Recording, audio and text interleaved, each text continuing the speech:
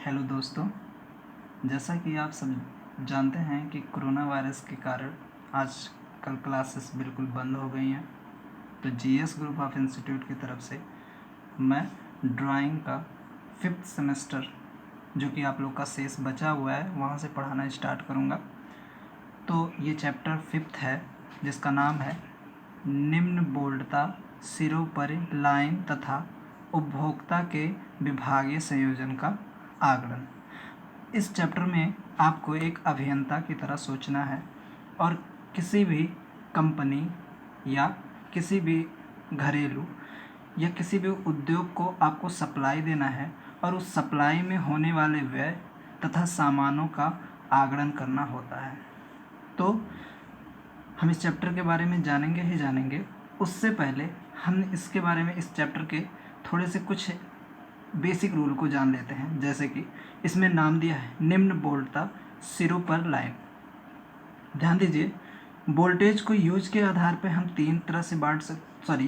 चार तरह से बांटा गया है, जिसमें पहला है निम्न वोल्टेज, जिसे हम 250 वोल्ट से कम के वोल्टेज को निम्न वोल्टेज कहते हैं।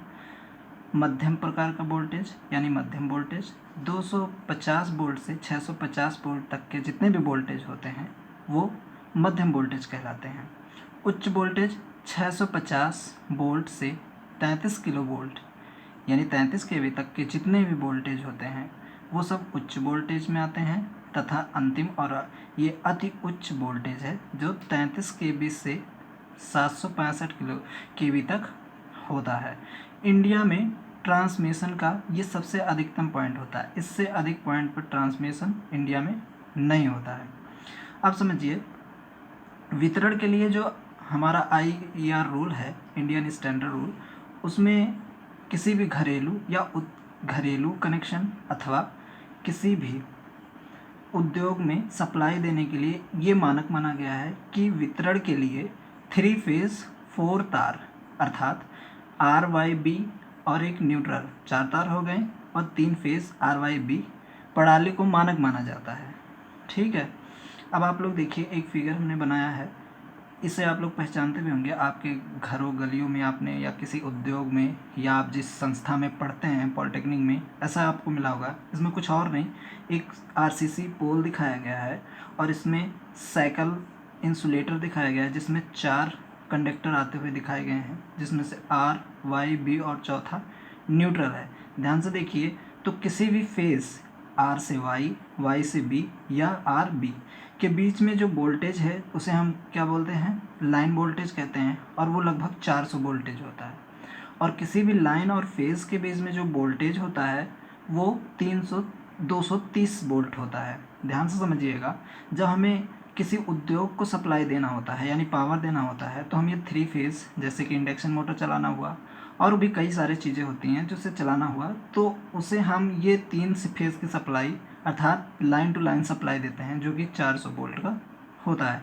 लेकिन अगर हमें किसी घर को या किसी घरेलू काम में पावर देना है तो हमें ये फेज़ वोल्टेज देते हैं अर्थात एक न्यूट्रल और एक कोई भी लाइन RYB में से कोई भी, और वो 230 का होता है, 230 पॉइंट समथिंग होता है, लेकिन 230 हम लोग मान के रखते हैं। और इसे ही घरेलू के कभी कभी क्वेश्चन ऐसे आ जाते हैं, इस चैप्टर में आपको क्वेश्चन इसके बाद सॉल्व करने के लिए दिया जाएगा और इन सब चीज़ों को आपको बहुत अच्छे से ध्यान में रखना है कि कह देता है कि किसी ट्यूबवेल में सप्लाई दीजिए और उस सप्लाई में लगने वाले लागत को बताइए तथा उस जिससे एक इंडक्शन मोटर चलाया जाए और साथ ही में एक बल्ब भी जलाया जाए। तो बच्चे क्या करते हैं कि इंडक्शन मोटर के लिए 3 फेज़ की आवश्यकता होती है, 3 फेज़ इंडक्शन मोटर वो दिया रहेगा, और बल्ब के लिए सिंगल फेज़ सप्लाई भी आपको देना, क्योंकि आप 3 फेज़ सप्लाई से बल्ब तो जलाएंगे नहीं क्योंकि वो 400 वोल्ट मतलब बल्ब को फ्यूज़ कर देगा। बच्चे इसी में गलती कर देते हैं, उसी 3 फेज़ सप्लाई से ही बल्ब जला देते हैं। ऐसा नहीं करना है आपको। देखिए, एक साधारण सा फिगर ये दिमाग में आप बैठा रहिए ताकि आगे आने वाले सवालों में आपको बहुत सारे हेल्प मिल सके। ठीक है, तो और बेसिक जान लेते हैं। एक्चुअली देखिए, मैंने कहा कि आप एक इंजीनियर की तरह सोचेंगे, तो अब देखिए, हमें अगर किसी संस्था या घर को अगर लाइन देना हुआ तो हम अपने उस सप्लाई को कहाँ तक देंगे, उस चीज़ के लिए देखिए, उपभोक्ताओं के लिए विभागीय संयोजन, मतलब हम कितना संयोजन, कहाँ तक उन्हें संयोजन देंगे। ठीक है। तो मीटर बोर्ड तक संयोजन देते हैं, अर्थात जो एनर्जी मीटर लगाया जाता है घरों पे, वहाँ तक की सप्लाई का पूरा व्यय हमारा होता है, यानी एक अभियंता का, आप अभियंता की तरह सोचेंगे, एक अभियंता का होता है। उसमें क्या क्या चीज़ें आ जाती हैं, आप जानते हैं कि ओवरहेड लाइन तो आएगा ही आएगा। अगर हमारी सप्लाई बहुत दूर है, जहाँ हमें सप्लाई देना हो उससे जो ओवरहेड सप्लाई गई है वो बहुत दूर है, तो वहाँ से हमें तार खींचना होगा, पोल लगाने होंगे, इंसुलेटर लगाने होंगे तथा प्रोटेक्शन वगैरह सब लगाने होंगे। उसके साथ साथ हम जो नज़दीक पोल, वो उस संयोजन जहाँ हमें संयोजन देना हो उसके नज़दीक पोल से हमें कनेक्शन के लिए मीटर बोर्ड तक चालक भी चाहिए, यानी पीवीसी का केबल इस्तेमाल कर लेते हैं 3/2 कोड का। आप लोग इसके बारे में पिछले अध्यायों में पढ़ चुके हैं कि 3/2 कोड क्या होता है। 3 फेज़ का तार होता है और एक न्यूट्रल पॉइंट होती है, इसे ही 3.5 बोलते हैं क्रोड का। घरेलू उत्पाद में उस केबल की क्षमता कम से कम 1 किलोवाट की तो होनी ही चाहिए, क्योंकि फ्रिज, रेफ्रिजरेटर, प्रेस इत्यादि इस्तेमाल करते हैं लोग, तो कम से कम उस केबल में जो हम एनर्जी मीटर तक लेके आ रहे हैं उसकी क्षमता कम से कम 1 किलोवाट तक होनी चाहिए। अधिक हो सकती है लेकिन इससे कम नहीं मानक माना गया है, और उसे ताम्र चालक का लगभग 10 स्क्वायर गेज का होना चाहिए। अगर यही व्यापारिक अर्थात किसी इंडस्ट्रीज़ में देना है तो कम से कम वो केवल 2.5 किलो वोल्ट का पावर को सहन कर ही सके। उससे ऊपर कुछ भी हो सकता है, क्योंकि ये डिपेंड करता है उस कंपनी पे कि वो कितनी पावर का खपत हमसे चाहता है, ठीक है। अच्छा, कुछ और इम्पॉर्टेंट चीज़ें जानेंगे, उसके बाद हम लोग सवाल पे आएंगे। दूसरी चीज़ कि हम कितने प्रकार से किसी विभाग को, घर को, या जिसमें हमें सप्लाई देना, कितने प्रकार से हम सप्लाई दे सकते हैं। और उससे पहले ये चीज़ जानना ज़रूरी है कि किसी अभियंता को किसी कंपनी, उद्योग अथवा किसी घर को सप्लाई देने के लिए किन किन महत्वपूर्ण बातों का ध्यान रखना पड़ता है या ध्यान दिया जाता है। एक्चुअली आप लोग जो ये ड्राइंग की बुक मतलब सिलेबस है, इसमें आपको केवल ड्राइंग बना करके ही नहीं नंबर मिलेगा, बल्कि आपको लिखना भी पड़ेगा। उसके अनुसार इसमें कभी कभी क्वेश्चन पूछ लेता है कि किसी संयोजन को देने के लिए अभियंता को निम्न किन बातों का ध्यान देना चाहिए। तो पहला बात ये होना चाहिए कि उसे पता हो कि विभागीय इस चीज़ का, अभियंता को, यानी अर्थात आप इस समय अभियंता की तरह सोचेंगे, आपको ये चीज़ पता होना चाहिए कि विभागीय खंबे से उपभोक्ता का जो स्थान है या मकान है वो कितनी दूरी पे है। इसके आधार पे आप बताएंगे कि वहाँ पर हम कितने पोल लगा सकते हैं। अगर पोल इतने हैं तो उसमें इंसुलेटर कितने होंगे, तार की लंबाई कितनी होगी, किस प्रकार का तार इस्तेमाल करना होगा, ये चीज़ आपको ज्ञात होना चाहिए। ये इसका सर्वे इंजीनियर यानी अभियंता करता ही है। दूसरी चीज़, उपभोक्ता का जो विद्युत भार है, अर्थात उसे किस चीज़ के लिए चाहिए, आपसे जो आप एनर्जी दे रहे हैं, विद्युत दे रहे हैं, जो पावर दे रहे हैं, उसे किस चीज़ के लिए चाहिए और कितना पावर चाहिए उसको। अगर घरेलू है तो कितना उसे चाहिए, और अगर उद्योग है उसे कितना इंडक्शन मोटर चलाना है, अन्य कोई सामान जो चलाना है या कुछ भी चलाना है, उसके लिए कितना भार उसका होना है। उसके आधार पर ये ज्ञात होना ही चाहिए। उसी के आधार पर आप कंडक्टर का साइज़ तथा कंडक्टर के हिसाब से इंसुलेटर और वोल्टेज को डिसाइड करते हैं। तो देखिए, हम कितने प्रकार से, जो हमारा मेन टॉपिक है वो है कि हम कितने प्रकार से संयोजन को दे सकते हैं। तो देखिए, हम कुल मिला के आपकी किताब में जो दिया है, हालांकि इन्हीं पांचों का इस्तेमाल करके हम सवाल को लगाएंगे ही और एक एक करके सबकी व्याख्या करेंगे। उसके बाद हम सवालों पर पहुंचेंगे, हम कौन सा प्रयोग करके हम किस सवाल को हल कर सकते हैं। तो विभागीय संयोजन 5 प्रकार से कर सकते हैं। पहला है एंगल आयरन ब्रैकेट, क्षैतिज। इस चीज़ को ध्यान में रखिएगा, मैं अभी जब इसको विस्तार से बताऊंगा तो ये चीज़ आपके सामने आएगी। क्षैतिज विभागीय संयोजन, देखिए विभागीय संयोजन है अर्थात एंगल आयरन। देखिए, इससे आप अनभिज्ञ नहीं होंगे, लेकिन मैं फिर भी बता दे रहा हूँ। आप लोग जिस पॉलिटेक्निक में पढ़ते होंगे वहाँ भी जब कनेक्शन दिया गया तो जो नज़दीक पोल है उस पोल से जो ओवरहेड लाइन खींची गई होगी, आप देखेंगे बिल्डिंग से एक छोटा सा आयरन निकला होता है और उसमें हम इंसुलेटर लगाकर ही कनेक्शन को लेते हैं। वास्तव में वही जो दीवार से लगा हुआ जो एक आयरन का टुकड़ा, प्लेट होता है, एक तरह से कह सकते हैं एक रॉड होता है, उसी को ही एंगल आयरन कहते हैं। आप देखेंगे अभी हम जब फिगर बनाएंगे। नंबर दूसरा, जस्तीकृत लोहे के पाइप द्वारा नीचे छत वाले मकानों का संयोजन। एक्चुअली इसका इस्तेमाल हम लोग जो सरकारी बोरिंग होते हैं, क्योंकि उनका जो घर होता है वो छोटा होता है और पोल काफ़ी बड़े होते हैं, तो उनमें हम इस तरह का संयोजन करते हैं। आपको जब फिगर दिखाएंगे तो आपको समझ में आएगा कि ये जस्तीकृत लोहे, अर्थात एक पाइप रहेगा जो जस्तीकृत होगा, उसी के अंतर्गत हम लाइन को लेके जाएंगे और जहाँ पर हमें संयोजन देना है उसकी एनर्जी मीटर तक लेके जाएंगे। तीसरा, विभागीय केबल संयोजन, अर्थात इसमें हम क्या करते हैं कि ओवरहेड लाइन से केबल के द्वारा जो भी संयोजन देना है, चाहे वो विभाग को, किसी भी उद्योग को देना है या किसी घर को देना है, उसे हम केबल के थ्रू देते हैं। इसका भी इस्तेमाल करते हैं और कहाँ कहाँ करते हैं इसको हम ध्यान से पढ़ेंगे आगे। तीसरा, एंगल आयरन, ध्यान से देखिए, यहाँ क्षैतिज था, यहाँ पर ऊर्ध्वाधर है। देखिए दोनों कंडीशन हम आप ध्यान में रखिएगा अभी, क्योंकि इसके बारे में अभी इन 5 पॉइंटों के बारे में हम फिगर सहित और बहुत गहराई से पढ़ेंगे। ठीक है। विभागीय संयोजन, एंगल आयरन के बारे में अभी मैंने थोड़ा सा बताया, इसके बारे में डिटेल में जानेंगे अभी। एंगल आयरन, और उसकी जो स्थिति है इस बार वो क्षैतिज ना होकर कैसी है, ऊर्ध्वाधर है, तो उसके बारे में देखेंगे। फिर निम्न वोल्टता ट्रोपोड विभागीय केबल भूगर्भ संयोजन, तो इसके बारे में अभी इसके बारे में भी बहुत ध्यान से पढ़ेंगे और इसका इस्तेमाल कि हम इस चीज़ को कहाँ पर प्रयोग करते हैं इसके बारे में बहुत अच्छे से जानेंगे। ये 5 प्रकार थे जिससे हम संयोजन किसी फैक्ट्री या किसी घरेलू, लेकिन हालांकि हम यहाँ पर हमेशा फैक्ट्री का ही बात करेंगे, किसी उद्योग की ही बात करेंगे, घरेलू के लिए नहीं ऐसा क्वेश्चन देता है, लेकिन फिर भी जानिए इन्हीं 5 तरीक़ों से किसी घरेलू या उद्योग में संयोजन दिया जाता है। आगे देखिए, तो पहला जो हमने बताया आप लोग को, ध्यान से देखिए फिगर, पहला हमने जो बताया था एंगल आयरन ब्रैकेट क्षैतिज पररूपी विभागीय संयोजन, कुछ ऐसे आपको दिखाई देगा।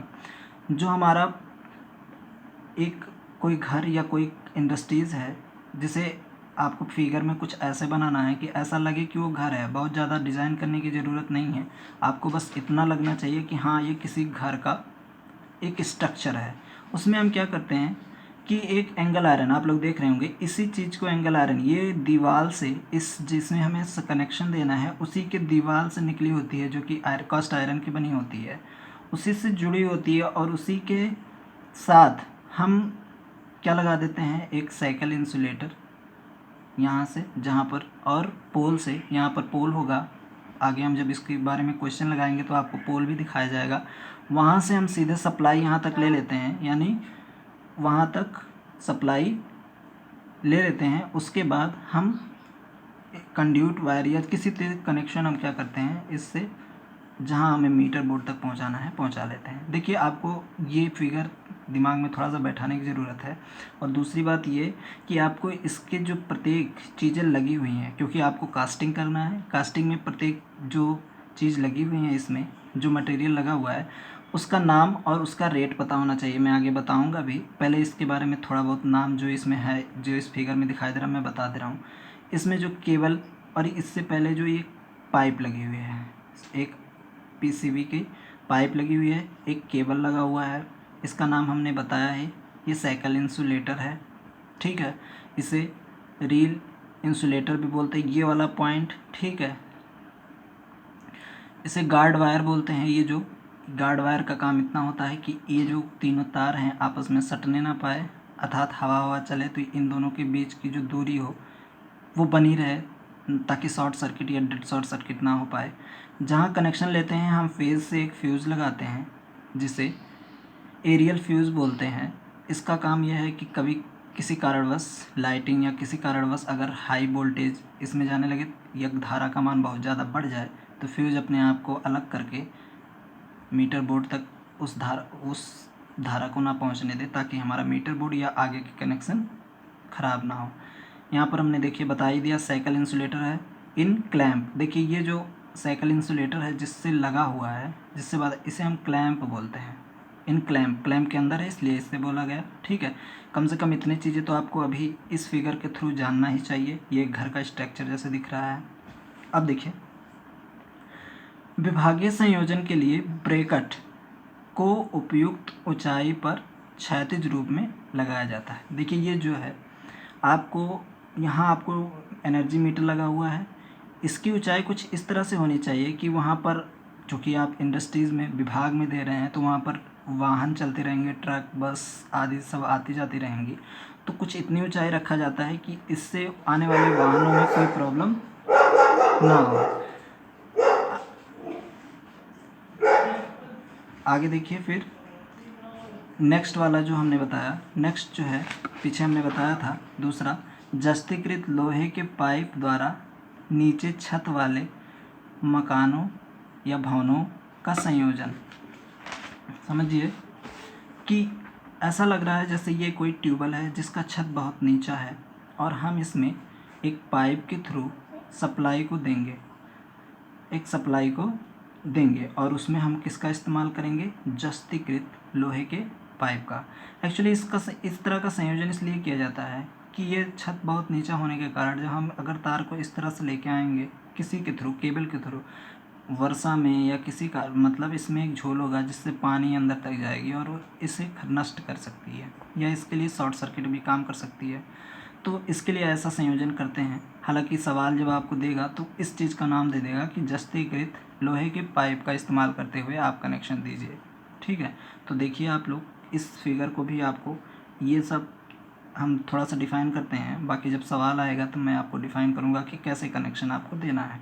समझिएगा कि एक मकान जैसा स्ट्रक्चर बनाना है आपको जिसमें एक एनर्जी मीटर दिखा देना है और एक पाइप जो कि उसकी दीवार से लगी हो, एक मैक्सिमम ऊंचाई तक, और भी ऊंचा ले सकते थे इसको, एक ऊंचाई तक लेके जाते हैं और उस पाइप में ही हम एक इंसुलेटर, साइकिल इंसुलेटर लगाते हैं, विथ क्लैंप के साथ लगाते हैं और खम्भे यानी पोल से, जो कि नज़दीकेस्ट पोल है, वहाँ से वायर को ले आते हैं। 3 प्रकार के वायर दिखाई दे रहे होंगे आपको। ये सिंगल फेज सप्लाई दिया गया है यहाँ पर, एक फेज़ है, एक न्यूट्रल है, एक एर्थ। एर्थ का काम क्या होता है, ये जो हमारा जस्तीकृत पाइप है किसी कारणवश अगर लाइट इसमें कनेक्ट हो जाए तो ये किसी प्रकार से इस एनर्जी मीटर या इससे चालू या ऑन करने वाले जो व्यक्ति होगा उसे नुकसान ना दे, इसके लिए हम इसे एर्थ यानी ग्राउंड कर देते हैं। कोई भी कनेक्शन या हमारा वायरिंग गड़बड़ होता है तो उसकी एर्थिंग से यहाँ से एकदम लो रेजिस्टेंस होगा जिससे ये एर्थ हो जाएगा। ये हर पोल पे लगभग पृथ्वी से जुड़ा होता है। समझिएगा, इसमें वही सब चीज़ें, कुछ नई चीज़ें हैं। जैसे यहाँ पर हमने लगाया है स्टे वायर, जो कि इसे एक आधार भी प्रदान करना है, मतलब ये इधर झुके ना, तो इसके लिए हम एक स्टे वायर का इस्तेमाल कर लेते हैं। कनेक्शन वही है, फ्यूज़ का भी इस्तेमाल फेज़ में करेंगे ही करेंगे, जिसे आप एरियल फ्यूज़ कहते हैं। और गार्ड वायर भी लगाया गया है। गार्ड वायर के कितनी संख्या होगी ये डिपेंड करेगा दूरी पे। मैं आगे आप लोग को बताऊंगा कि ये कितने वायर लगाते हैं और फिर आप जब आकलन करेंगे तो इसकी कितनी मूल्य पड़ती है, ये सब आगे चल के आप लोग पढ़ेंगे। अभी समझिए कि ये जस्तीकृत पाइप द्वारा नीचे छत वाले भवनों को विभागीय संयोजन दिया गया है। बाकी जो चीज़ें नहीं समझ में आई है या जो मुझसे कुछ त्रुटियां हुई हैं उसे आप कमेंट बॉक्स में करके पूछ सकते हैं, मैं सभी को अपना रिप्लाई ज़रूर दूंगा। अगला वीडियो, चूँकि अभी आप लोग जानते हैं कि 3 प्रकार के संयोजन अभी विभागीय हैं, विभागीय केवल संयोजन और एंगल आयरन ऊर्ध्वाधर और निम्न वोल्टेज ड्रॉप्टर विभागीय केवल भूगर्भ संयोजन टाइप। तो इसके बारे में अगले वीडियो में बात करेंगे।